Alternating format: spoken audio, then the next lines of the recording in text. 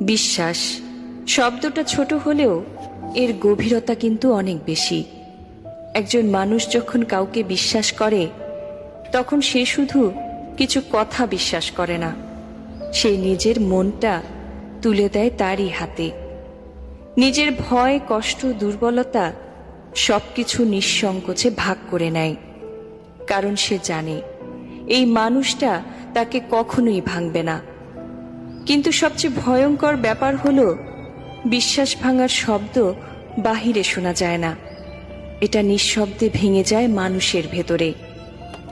একটা মিথ্যা, একটা লুকানো সত্য কিংবা একটা প্রতারণাই যথেষ্ট পুরো সম্পর্কটাকে দুর্বল করে দেওয়ার জন্য। যে মানুষটা একসময় চোখ বন্ধ করে বিশ্বাস করত, সে ধীরে ধীরে সন্দেহ করতে শেখে। তার হাসির আড়ালে জমে থাকে ভয়।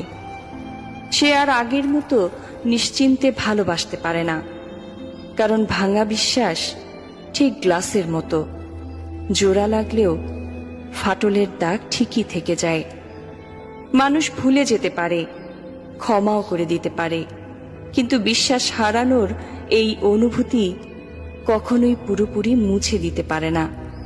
কারণ বিশ্বাস একবার ভেঙে গেলে সম্পর্ক বেঁচে থাকলেও অনুভূতিগুলো ধীরে ধীরে মরে যেতে থাকে।